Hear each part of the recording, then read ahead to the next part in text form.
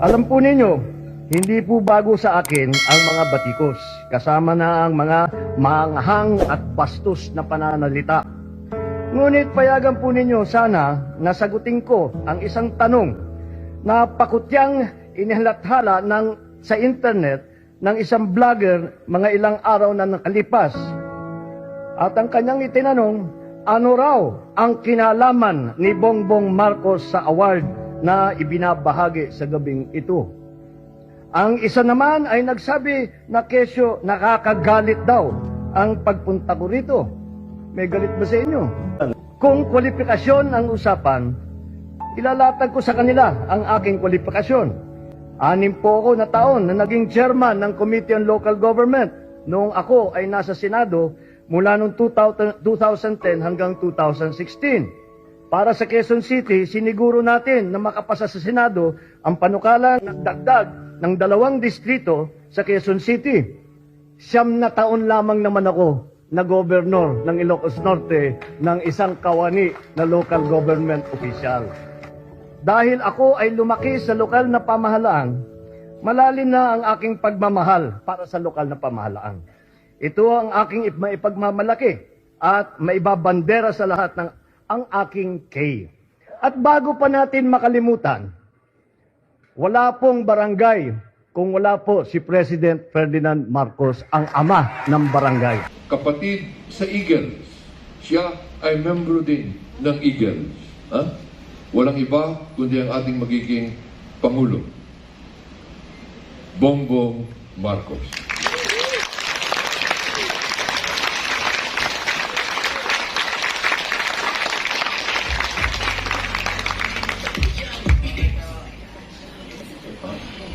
Maraming salamat sa ating buti, si Majority Floor Leader ng House of Representatives, si Congressman Martin Romualdez, at ang kabiyak ng ating gobernador na Congressman ay nagtrabaho po sa administrasyon ng aking ama. Kaya po ay matagal ko nang nakita, ngunit hindi ko po akalain na nung bata kami, na magiging ganito ka-involved sa politika si Gina. At siguro, kasi naman yung pagsasama namin, mga bata pa lang, naglalaro-laro lang kami. Hindi siguro namin akalain sa isa't isa na aabot kami sa ganito, ay kung nagkakandidato bilang Pangulo. Isa naman ay nagsisilbi at magsisilbi bilang Congresswoman. At kahit na hindi pa siya nahalal na congresswoman, ay sana ay marami nang ginagawa at tinutulungan ang ating gobernador sa kanyang mga ginagawa dito sa probinsya. Vice Governor Mark, who has been with us all day. Sinamahan kami sa lahat ng pagkikita namin. At yung narinig niyo po, yung aming kandidato na bilang senador, ang nakita niyo na po siya bilang spokesman ng Pangulong Duterte. At yung nakita niyo na po ang kanyang serbisyo sa taong bayan sa pamamagitan ng lahat ng kanyang ginagawa. Alam niyo po, yung mga nakikita natin sa publiko na siya ay naging spokesman, hindi lang po ganun ang trabaho niya.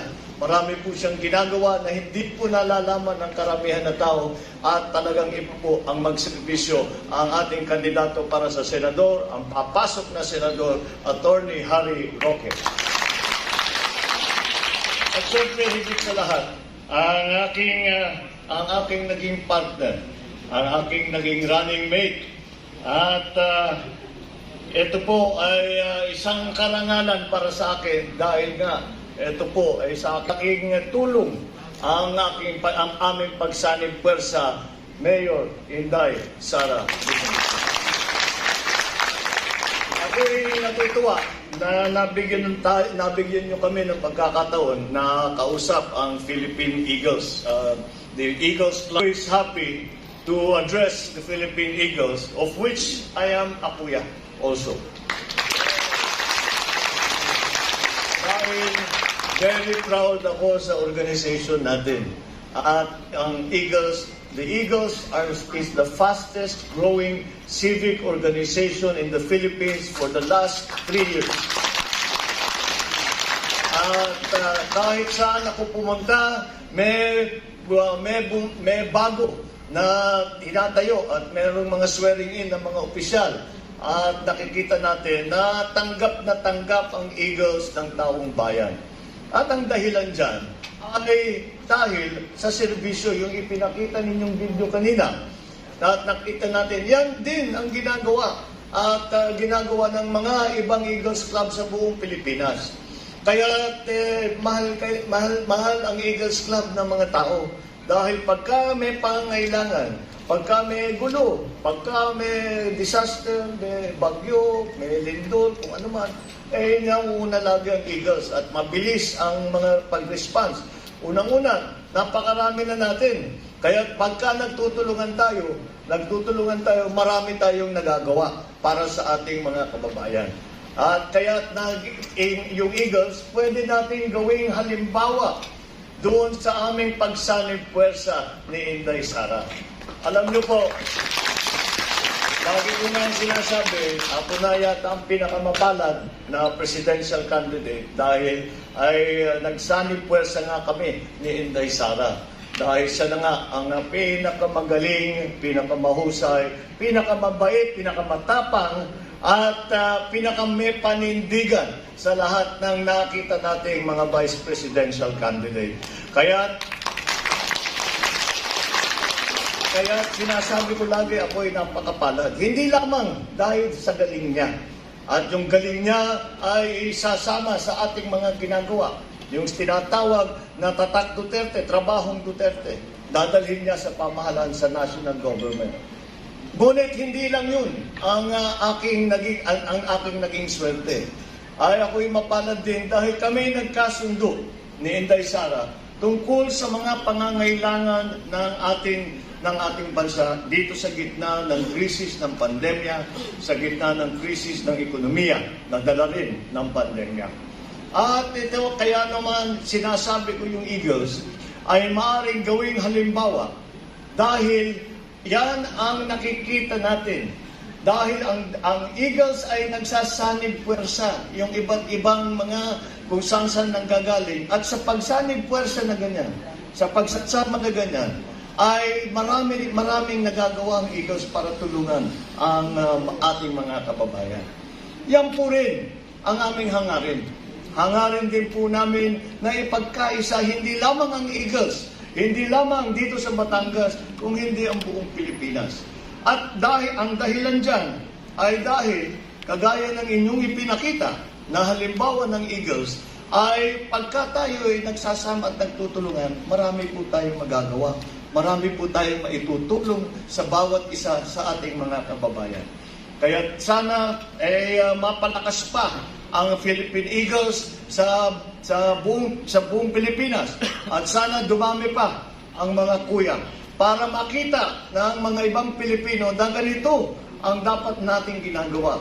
Na imbis na tayo ay nag-aaway, lalo na ngayon sa larangan politiko, yan ang nakikita natin. Laging nag-aaway, laging namimintas, laging gumagawa ng kung ano-anong storya para siraan ang kabila, nagbibitaw ng mga maiinit na salita. Wala po namang natutulungan yan. Kayo ba sa Eagles, ganyan kayo nagagumagawa? Hindi. Kaya marami kayong nagagawa. Kaya yung kaya po sinasabi magandang halimbawa ang Eagles ay dalhin natin itong pag-uunawa ulit ng ating pagkabayanihan, ang ating pagkamabait at mapagmahal sa kapwa Pilipino na ipinapakita ng Philippine Eagles, dapat dalhin natin ito, ibalik natin ito sa larangan ng politika, ibalik natin ito sa buong lipunan. Yan ang aking hangarin. Kaya po kami ni Inday Sara ay tawag unity team, because dahil ang habol po natin, ang aming panindigan, what we have advocated and what we are continuing to fight for is unity, ang pagkakaisa. That unity is what I see as being necessary now in the time of crisis. Because if we look at the history of the Philippines, there are no disasters, there are no crises that we have faced in our history that we did not overcome, that we overcame only because we united as Filipinos, as one people, as one nation.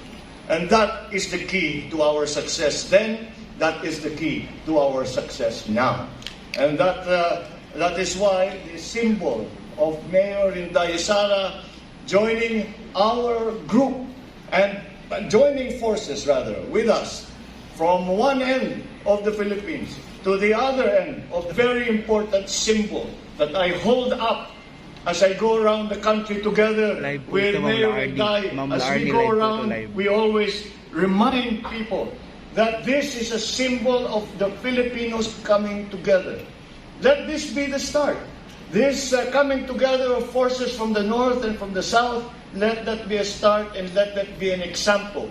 The same example that the Eagles are providing for the rest of the country. Let us be part of that. Let us all be part of that coming together of Filipinos. So that once again, we can face the crisis that we have now, the pandemic. We will be able to weather the storms of the rough economic seas that are coming and that we have been suffering through almost 2 years now. And that is what we have dreamed of, that we finally get past this pandemic. And finally, we can start to rebuild our economy. And so that people can go back to work, people will have money in their pockets again, and they can support their families, they can feed their families, they can send their children to school. And maybe, if we succeed, and if we work together and we sacrifice and we work together, we work hard together, then maybe we will be able to see the fruits of that unity. Then the fruits of that unity will be a better life for Filipinos. And perhaps beyond that even, a glimmer of hope, a light at the end of the tunnel for the future of the Philippines and of our countrymen. Yan ang ating pinaglalaban. And as Inday Sara and I have been going around and begun this campaign, that is what the beginning of this movement is going to be. Let us remember today that we have spoken about this today. And let this be the beginning of that coming together. Again, the Eagles is a very good organization to make that case for unity, because you practice it yourself in every single day of your lives. You practice it when you are helping Filipinos. You practice it when you look out for your fellow countrymen. And that is what we want to bring not only to the political arena, but also to our countrymen and for the rest of our society. So let us continue this. Let us continue what we have started here. And we will succeed. When I talk about success, I do not talk merely about success in the elections of 2022. I talk about the success of unifying our country, bringing the Philippines to a better place, to its proper place in the community of nations. At maaari nating ipagmalaki muli na maaari nating ipag-isigaw muli sa buong mundo. Ako'y Pilipino, taas Yes. loob kahit kanino. Yan po Ito mga kababayan nyo. Live na live po ito. Live na live po ito yan po ngayon. ang ating ipaglalaban. Let us bring this unity to reality. And in that way, maaasahan nyo po, makikita po natin, sama-sama po tayo pabangon muli. Maraming Yes. salamat at magandang hapon sa inyo. Maraming salamat. Susunod ang Pangulo ng Pilipinas, Bongo Marcos!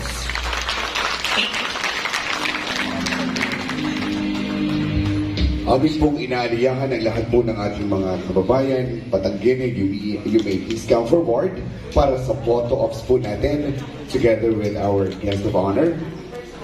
Dito na po tayo sa first row. Okay, so please, dito na po tayo lahat. Kasama po ang ating